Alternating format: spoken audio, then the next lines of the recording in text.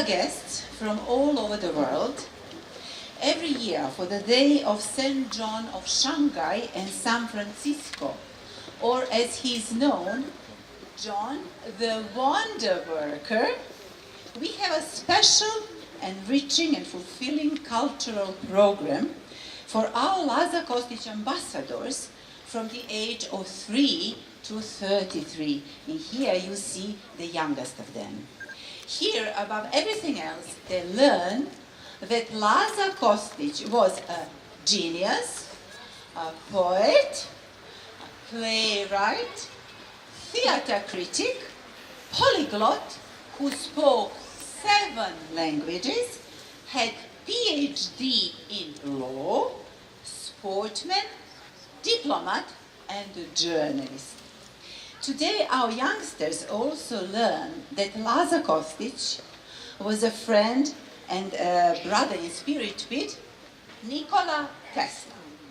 As Kostić is acknowledged as a man who introduced Shakespeare into Serbia, we have a special presents for our guests from America and from abroad, and you are going to give presents, Laza and Will notebooks, which will prevent you ever forgetting the fact that Laza was a man who introduced Shakespeare into Serbia.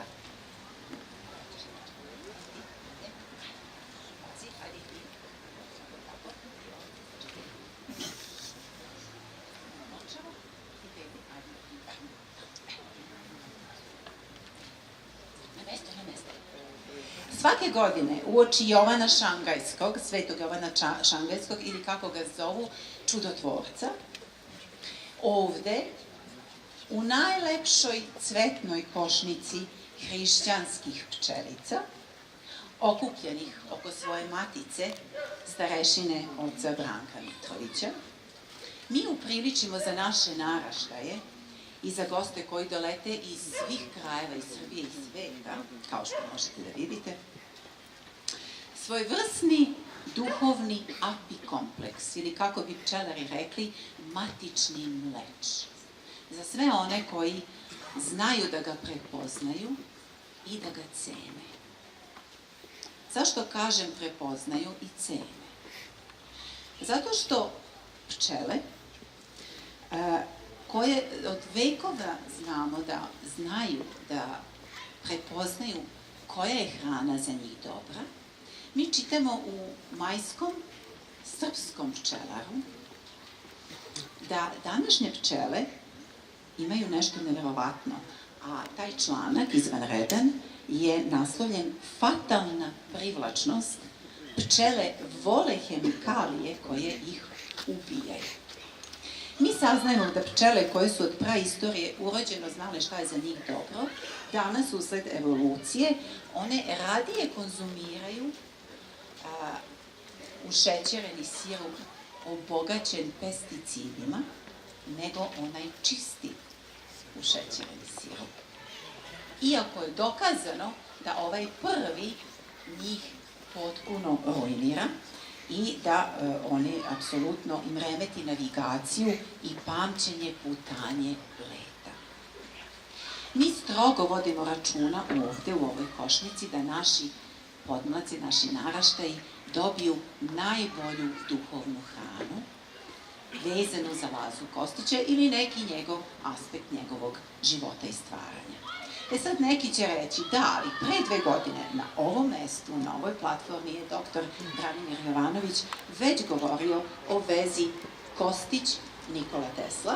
Zašto ponovo on, kada Laza Kostić je toliki genij, ima toliko mnogo aspekata s kojih bismo mi mogli da ga predstavimo.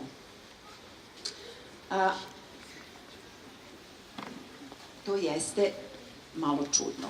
Međutim, naš veliki stručnjak za Lazu Kostića, profesor Miodrag Radović, maestralno kaže da su Tesla i Laza Kostić, da su oni povezani u prolaznosti i u večnosti. Da su oni 2 naša svetska vrha. Njihova zajednička duhovna spona je Goethe Faust. Obojica su znali Fausta na nemačkom u originalu i obojica su citirala kako bi se videli u Beču ili u Pragu. No, da vas mi ne lažemo, to jeste obrazloženje i opravdanje, ali pravi razlog je da je ova beseda izričito zapaljena, ili mogu nekako reći da sa dozom nekog blagog ultimatuma, od strane parohijana ove crkve. I su se oni pitali, zašto otac Oliver, koji je možda simbolično pre 2 godine izneo ovu temu, centralnu temu, the spiritual character Nikola Tesla, ili duhovni život Nikole Tesle, duhovni lik Nikole Tesle, on je premijerno izneo u Matici Srpskoj, u Matici Srpskog naroda u Novom Sadu, pa u Zaječaru, pa u Njujorku, Bostonu, Sofiji. Onda su se s pravom pitali zašto to isto predavanje ne preda u Žarkovu za nas i kod nas. I nikada mi, moram priznati, nije ovo toliko divno, zaista učinilo radost priprema Svetog Jovana Šangajskog. Zato što još samo prošle godine u ovo vreme postojala opasnost da se otac Oliver sa svojom mladom porodicom, suprugom Mirom, 7-godišnjom Ninom i 3-godišnjim Savom izroji i odleti u Ameriku. I mi se jesmo zdušno zadali da ga ubedimo da je mnogo bolje da Ameriku dovedemo u Žarkovo, nego da on ode u Žarkovo. I mi smo svi duboko to i verovali.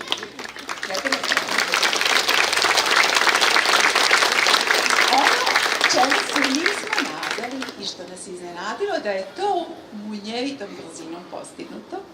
I otac Oliver nam je doveo ovde u Žarkovo gospodina Nikolu Lončara, osnivača i predsjednika naučne fondacije Tesla u Filadelfiji, sa njim i celu Tesla Talk Television, koja će pratiti ovaj program po celoj Americi.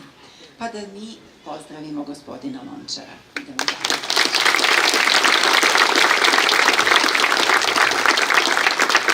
Hvala profesorica Marina, poštovani oci, dragi prijatelji Lazara Kostića i Nikole Tesle, dobrodošli. Ovo je za mene vrlo neobičajeno da pričam u crkvi u Svetom hramu, ispred Svetog hrama, a inače malo imam problema sa glasom, pa ću probati da ovih mojih 50 godina bavljenja Teslom shvatim što. Ja sam kao 6-godišnji dečak imao priliku da živim u blizini Đure Gostovića, Đorđa Gostovića, koji je bio prvak Amerike u borbama slobodnim stilom. Kako je on voleo da kaže, bio je lični prijatelj Nikole Tesla, verovatno je ponekad uspeo da se sretne sa Nikolom Teslom. I šta kao mali dečak mogu da tražim od čovjeka koji je bio najjači, za mene najjači na svetu. Teo sam da on nauči ono što on najbolje zna.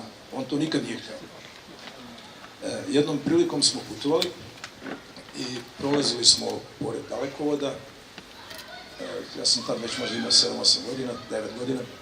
On me pita šta je to. Šta sam mogao da, mali dečak, šta je mogao da odgovori? Struja. Pa šta vidiš još? Pa vidim žice. Pa šta vidiš još? Vidim banderu. Pa ti liči ta bandera na nešto? Pa liči mi na slovo T. Kaže, vidiš, ima milioni bandera po svetu koje su sa tim slovom T. A svaka od tih bandera na svetu je Teslin spomenik. A ti šta ti hoćeš ja tebe da učim? Tako da je to verovatno preokrenulo moj život, moju zonu interesovanja. Ja već kao mali sam krenuo da se interesujem. Vrlo često sam odlazio u muzeje iz Zemuna skroz u Beograd za malu decu, to je bilo veliko putovanje. Čak, koliko se sećam, još dok sam bio mali, to nikad niko nije ni naplaćivao za nas male. I tako sam počeo da se bavim pronalazaštvom, jedno vreme sam čak nešto živio od toga, ali nisam imao neke veće uspehe. I kad sam krenuo u Ameriku, sve što sam ja dotle skupio od Tesla, ja sam to na neki način prebacio u Ameriku, poneo sa sobom. Kad sam došao tamo, onda sam ukapirao da tu niko živ nema pojma ko je taj čovjek i da nešto nemaju pojma, nego sve što im ja kažem, oni misle da izmišljam. I naravno ja sam jednostavno se povukao i to je bilo davne 1980. To je sve stajalo kod mene u mom kancelarijskom prostoru u kući. Ponekad sam tako ja malo pričao o Tesli sa mojom familijom, ali ne verujem da je to nešto baš posebno, nisam primetio da to njih nešto posebno interesuje. Glavno, jednog dana kad je moj sin išao u 8. razred, oni su imali da opišu najinteresantniju ličnost po njima iz njihovog života, koju oni znaju. I moja supruga je akademski slikar, ona je uradila jedan divan panel sa Teslom i sa svim patentima Teslinim sa strane. Tad još nije bilo nešto puno interneta, onda je moj sin vadio neke podatke, Tesline patente iz US Patent Office i sve. I odneo je to u školu i uglavnom ta prezentacija je bila toliko upečatljiva da ko je stao za njegov sto nije se više odvojio. A niko nije verovao kad ta mali dečak priča, jer on je to tako postavljao pitanje, kaže, znate ko je izmislio radio? Oni se naravno svi znaju da je Marconi. Onda im on vadi patente i pokazuje dokaze da je to u stvari Tesla. I to je toliko bilo neverovatno za mene, pošto ja uopšte pojma nisam imao da je on to toliko duboko ušao u to. Da kad se to sve završilo, on je to sve spakovao i rekao, tata, dalje ti možeš da nastaviš svoje. Sad moja supruga gleda, posmatraju me, gledaju me šta će da nastavim, ja nikad nisam javno ništa pričao. Odem u Filadelfijsku biblioteku, od njih tražim da mi daju prostor da održimo sastanak o Nikoli Tesli.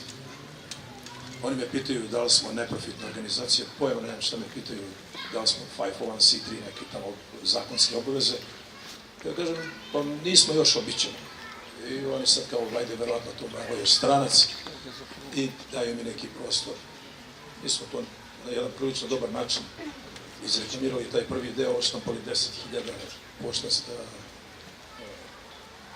razglednica, razdelili po svim fakultetima, po svim coffee shopovima, po svemu. Na taj prvi sastanak su došli ljudi koji su još vrlo često se pojavljuju kod nas. Jedan od glavnih ljudi je bio Mark Pasio, voditelj iz Filadelfije, koji je odmah ukapirao da ja nisam pričan tom govoru i da ja to neću moći da održim onako na način na koji treba. I onda je on krenuo odmah sa pitanjima. Prvo malo bilo neprijatno šta me ispituje, ali on tako to ispitivo i dopunjavao da je to, odjednom su se ljudi uključili, jer je to sve se zaokružilo u neki krug. I šta da vam kažem, mi danas imamo, evo tu su naši prijatelji iz Amerike koji su osnovali klub u Arizoni, imamo u Chicago, imamo u New Jersey, imamo Atina, tu je isto naša predstavnica iz Atine. Po raznim zemljama ljudi koji žele da budu deo Tesla Science Foundation. Mi smo krenuli, kad smo to jako puno radili, ukapirali smo da nema tu, to sve što mi radimo, da nema toliki efekat koliko mi uložimo posla u to sve. Onda smo krenuli da pravimo školski program sa jednom školom iz Filadelfije, to traje 4 godine zajedno. 4 godine pravimo eksperiment i imamo saradnju sa muzejom i sa bivšim direktorom i sa sadašnjim direktorom i radimo svu dokumentaciju koja će biti kontrolisana od strane muzeja. Znači, jako puno stvari koje se pokazuju na internetu nisu tačne. Nekad neko želi da napravi Teslu još većim nego što jeste, to nema razloga za to. Tako da sve ono što će deca da uče u Americi definitivno će biti potvrđeno od muzeja. Krenuli smo sa Tesla Talk TV, radimo razne projekte. Ja mislim da sam bar dosta vremena oduzeo. Hvala vam na pažnji.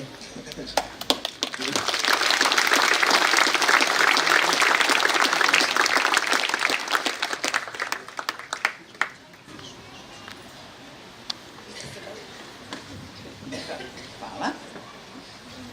Naši lazerni ambasadori su za gospodina Lončara pripremili posebne poklone. Ajde, Daša.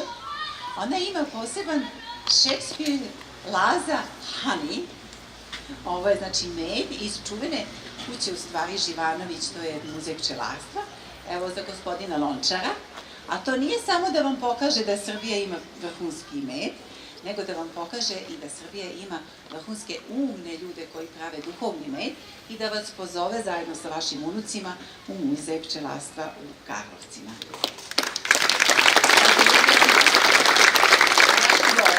koji Žarkova.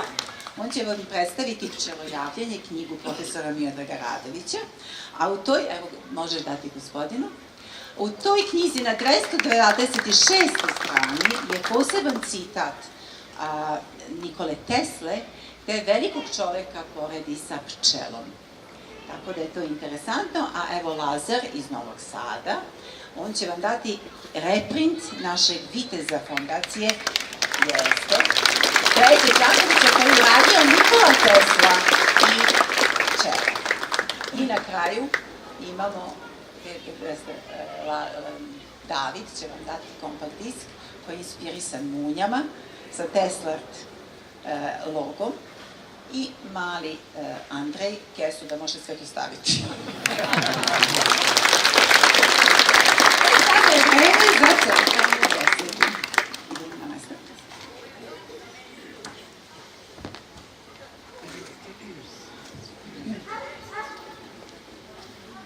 Pomaže Bog, draga braćo i sestre.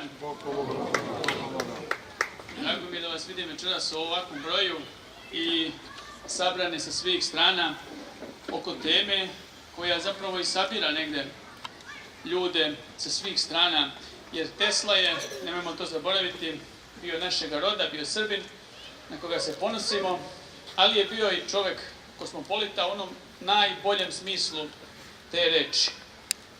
Ja bih pre svega večeras, naravno, čestitao slavu fondaciji Laza Kostić, pozdravio našeg glavnog specijalnog gosta, gospodina Nikolu Lončara, koga ste upravo čuli, predsjednika Tesline naučne fondacije iz Filadelfije, koja ima posebnu misiju, kako smo već čuli u tom izlaganju.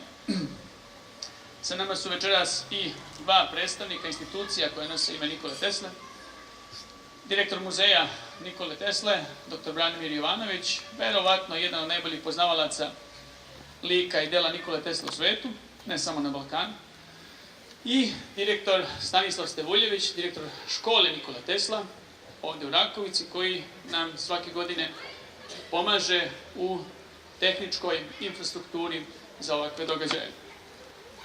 Naravno, pozdravljam naše goste iz Sjedinjenih Američkih Država.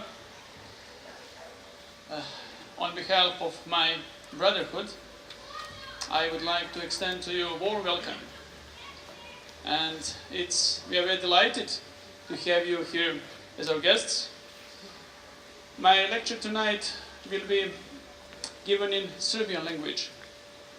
Originally it was delivered in English language 2 months ago in the United States of America, but tonight, of course, because of the majority of the audience, it will be in Serbian language, but you can follow the outline of the lecture because of the comments that will be in English language. Imamo, čujem i prijatelje iz Grčke.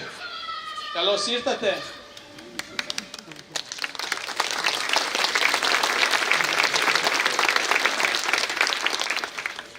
Ja servus, ani servia in sto kendro tis kardiasmas i elada in est imperiohi.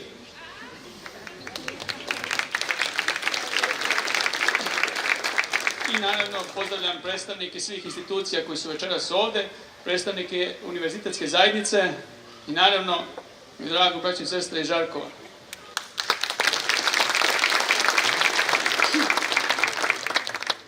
Kada je riječ o temi duhovnog lika Nikole Tesle, mi s jedne strane imamo jednostavan, s druge strane složen zadatak. Jednostavan jer imamo dosta materijala koji se tiče ove teme, složen jer taj materijal još uvek nije sintetizovan u jednu opsežnu studiju. Nažalost, danas postoji dosta ekstremnih stavova kada je ova tema u pitanju. Jedan ekstremni stav jeste onaj koji Teslu posmatra isključivo kao naučnika. Tako je bilo recimo u vreme vladavine komunizma u Srbiji, kada je zapravo Tesla u javnosti, široj i stručnoj, na neki način percipiran bio samo kao naučnik i sveden na taj deo svog života. Druga jedna percepcija, sasvim suprotna, bila bi svođenje Tesle na, kako bih rekao, jedan nivo maltene svetiteljstva. Vidite, pre nekih 20 godina u Kanadi je izašla iz štampe knjiga o Tesli, koja je prilično referentna, tekstovi su dobri, lepo izabrani. Sam čovek koji je te tekstove izabrao i složio je bio jedan čovjek entuzijasta. Tekstovi su ostali referentni do dana današnjega, ali sama naslovna strana te knjige zapravo sa Teslom, sa oreolom oko glave implicirala je zapravo jednu poruku koja nema utemeljenje u realnosti. Tesla je bio izuzetno vredan čovjek, marljiv čovjek, radan čovjek, pravedan, milosrdan, ali ne možemo reći prosto da je bio svetitelj.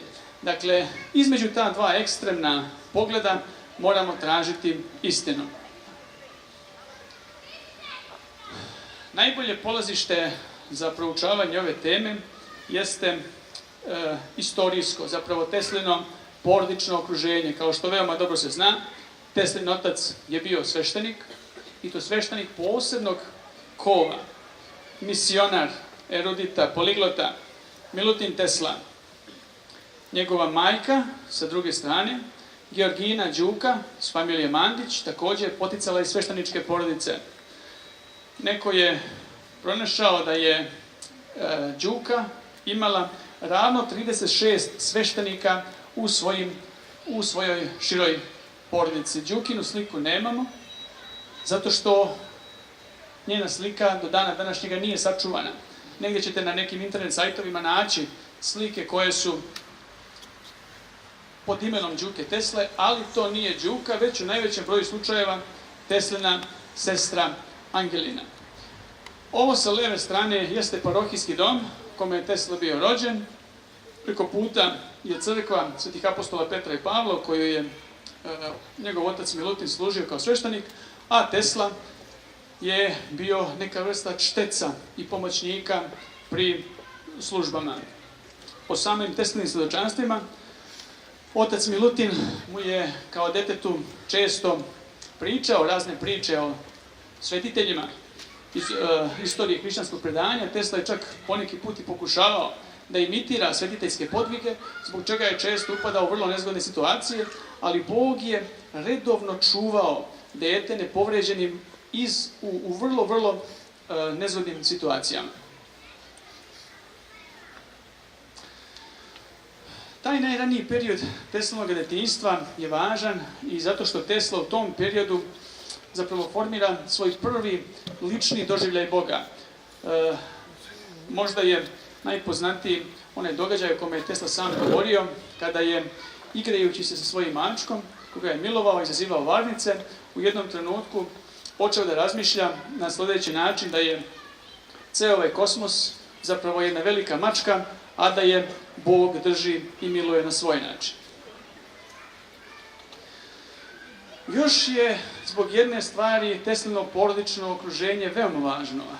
Naime, Teslin ujak, otac Petar Mandić, kasnije kada je obudoveo mitropolit Nikolaj Mandić, ovdje desno ga vidite, je bio čovjek koji je bio strastveni proučavalac Dekartove filosofije. I upravo je on upoznao Teslu sa Dekartovim spisima. Zašto je to važno? Pa sam Tesla će nam odgovoriti.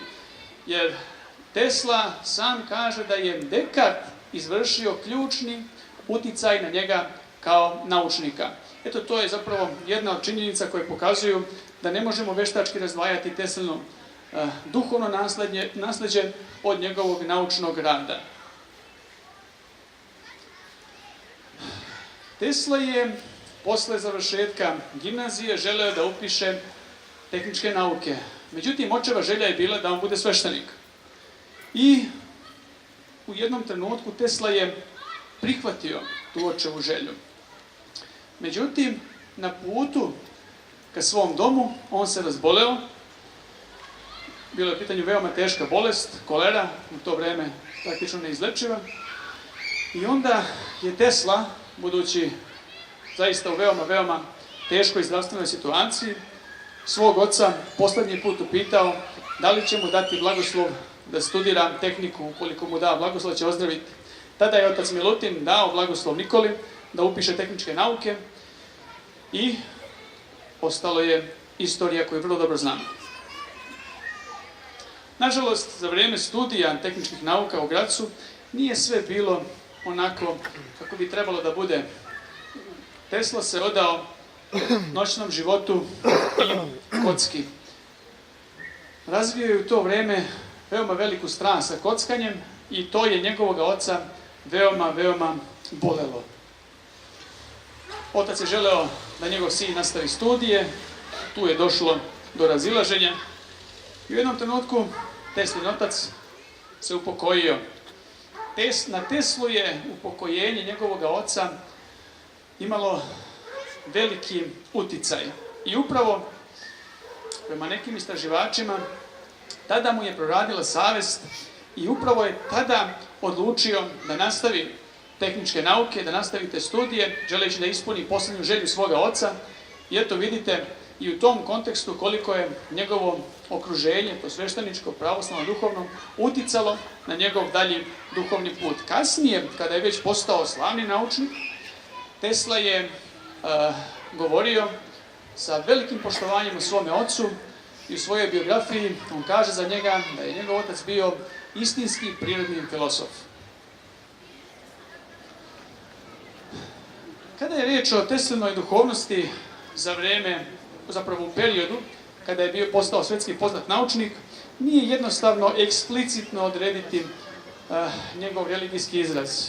U nekim svjedočanstvima, recimo u svjedočanstvu prote Đurađa Orlića, koji govori o tome da je Tesla prilikom posjete svojoj rodnoj Liki na pitanje koja je njegova vera izjavio da je njegova vera, vera njegovog oca.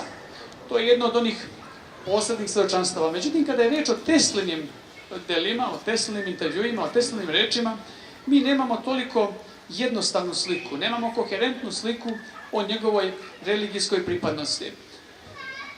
Tako, Tesla u jednom pismu 1901. godine, u jednoj ličnoj korespondenciji, govori o tome da je on pravoslavni hrišćanin, da je to vera njegovoga ujaka, ali da sebe najviše voli da nazove hrišćaninom. Već nekih 10 godina kasnije mi vidimo da on govori zapravo o svom religijskom iskustvu kao što bi govorili ljudi koji imaju naučni pristup religiji. Govori o Bogu kao vrhunskom načelu. A 1935. godine govori zapravo da nije u nekom klasičnom smislu vernik, ali da preporučuje religiju. Također, vrlo zanimljivo, prilikom primanja Edisonove nagrade 1917. godine, on govori da je duboko religiozan, ali da to nije nešto što bi moglo da se svede pod formalnu religioznost, kako je on to nazivao. Njegov autobiograf, John O'Neill, na jednom mjestu kaže da je Tesla imao nekih spiritističkih događaja, kako on to govori, ali da nije bio spiritista i da nije bio religiozan. Međutim, teško je poverovati baš u svjedočanstvo O'Neilla do kraja, jer je sam O'Neill pripadao spiritizmu. Sa druge strane, jedna druga osoba, Margaret Cheney, govori o Tesli kao religioznom čovjeku. Dakle, tu imamo neka neslaganja.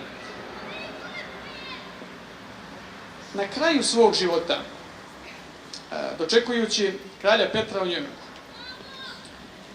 Tesla nekoliko puta govori onu srpsku uzrečicu ako Bog da. I na kraju završava svoj pozdravni govor sa vaše veličanstvo, Bog vas blagoslovio. Također, u tom periodu mi imamo neka pisma sačuvana koja se tiču korespondencije Tesle i recimo Dučića, Meštrovića, gdje mi vidimo da Tesla govori o svojoj pravoslavnoj veri. U odgovoru Dučiću on govori da mu je najveći prijatelj upravo on i Sveti Nikola, kao njegovi dobrotvor, i opet sa Meštrovićem govori kako se još uvijek moli na kolenima. Dakle, nije jednostavno odrediti šta je Tesla želeo time da kaže da je religiozan, a opet ne u nekom formalnom smislu. Možda možemo odgovor da nađemo ako poredimo Teslu i jednog drugog velikana, Mihajla Pupina. Naime, oba su bili pravoslavni Srbi po svom poreklu, oba su živjeli, radili u Americi, stvarali, oba su ispovedali da su pravoslavni hrišćani prema veroispovesti, ali tu postoji jedna razlika. Pupin je bio liturgijski hrišćanin. dok Tesla po svemu sudeći nije, iako je naravno bio hrišćanin. Tu bi moglo to da se nađe kao jedna razlika, ali za tačno određivanje Teslinog duhovnog iskustva potrebno je jedno dublje istraživanje. Ako Bog da, eto, ja se spremam ove godine u saradnji sa muzejom Nikole Tesle to istraživanje i da sprovedem. Također, postoje neka svjedočanstva da je Tesla iza sebe ostavio određeno svjedočanstvo o svom duhovnom životu, da se ono nalazi u crkvi Svetog Save u Geri, ali još uvijek ti spisi nisu pronađeni, tako da mi možemo sa te strane samo da nagađamo. Nije tajna da je Tesla također tokom svog života razvio interesovanje za budizam. Sam vladika Nikolaj Velimirović, koji je bio Teslin prijatelj, govori zapravo da je u jednom razgovoru sa Teslom od samog Tesle čuo da je Tesla proučavao sve svetske religije, ali da je našao da je hrišćanstvo najpraktičnije. Tesla je inače smatrao da je za budućnost sveta hrišćanstvo i budizam, da su to dve najvažnije religije za savremenu civilizaciju. Taj uticaj budističke misli ćemo naći negdje u Teslinim delima, pogotovo kada on govori o središtu Vasione u jednom svom članku. Kaže da je to središte Vasione sa jedne strane duhovno, sa druge strane materijalno. I on kaže u materijalnom smislu to je svetlost, u duhovnom smislu to je lepota i samilost. I mi tu vidimo zapravo uticaj te dalekoistočne duhovnosti. Kasnije Tesla odstupa od tih panteističkih tonova, zauzima neku deističku poziciju, kao naučnik zapravo posmatra božanske stvari, ali ne možemo reći da u njegovim delima ne možemo pronaći uticaja dalekoistočne religioznosti. Zašto je to tako? Vrlo jednostavno. Zato što Tesla nije poznavao teologiju svetog Grigorija Palame.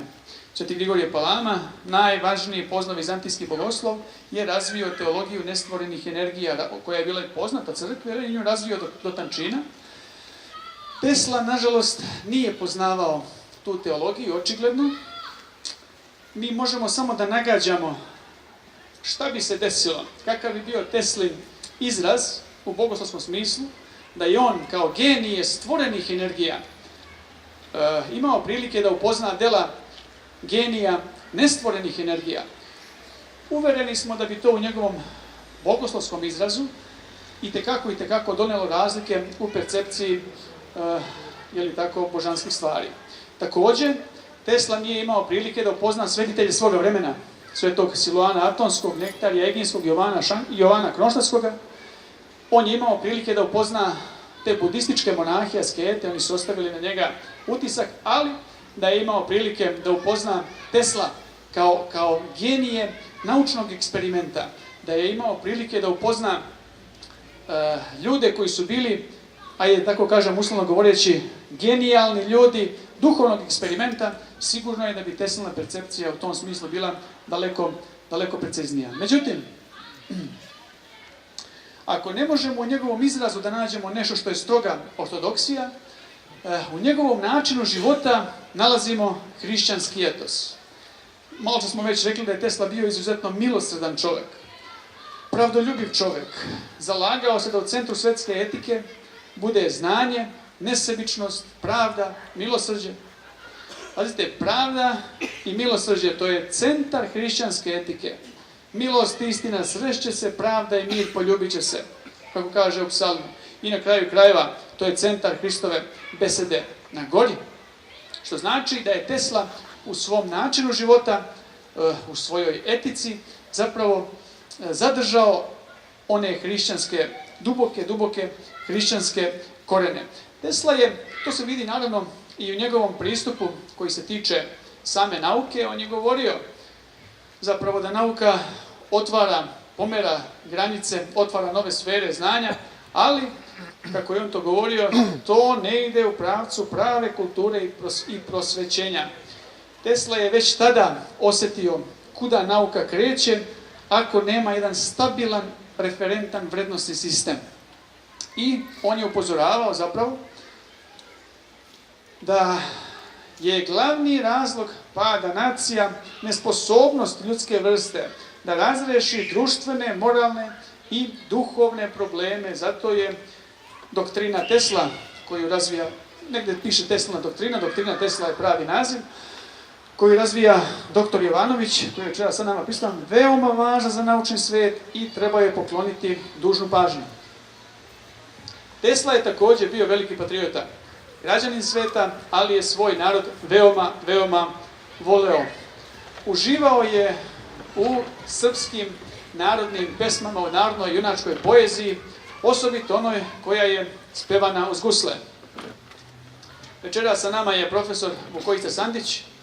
Ja sam upravo od njega čuo jedno svjedočanstvo o Teslinoj ljubavi prema guslama u onom tekstu Stevana Rote o susretu između Tesle i čuvenog guslara Petra Perunovića Peruna. Imamo nešto gdje se govori o tome koliko je Tesla voleo gusle, koliko je voleo da sluša srpsku narodnu poeziju, ali imamo nešto i što je profesor Sandić otkrio mi lično pre nekoliko godina. Na tom sastanku sa Perunom je bio lično deda našeg profesora Sandića, Marijan Sandić, emigrant iz Crne Gore. I on kaže, svedoči da se tu desilo još nešto što nije zapisano u tom članku, a to je sljedeće. Kaže da je Tesla, obraćajući se Perunu, rekao: gospodine guslare, odakle vama toliko emocija kada guslate? A njemu je Perun rekao sljedeće: ja sam prvo ovu pesmu držao u srcu, potom sam je propustio kroz mozak, iz mozga kroz ruku, od ruke ka guslama. A od gusala taj zvuk se kroz ruku vratio u mozak i pravo u srce i odatle toliko emocija. A onda je Tesla ustao i rekao: bravo, pa to je neizmenična struja, od izvora ka potrošaču i od potrošača ka izvoru.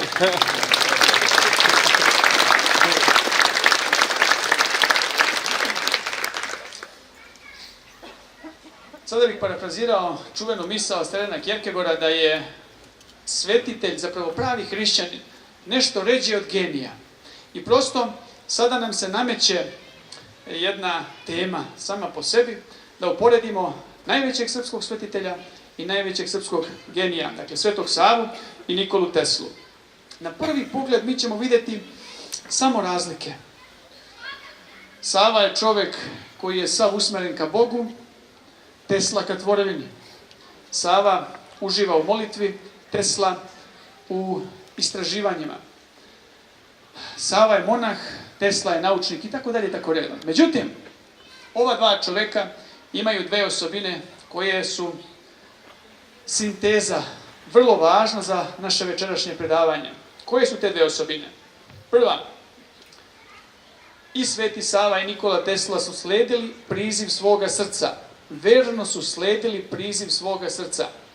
Podsjetimo se, dok Svetog Savu otac Stefan Nemanja priprema za za kraljevstvo, za župana, za državu, za moć, za vlast, Sveti Sava traži drugo carstvo.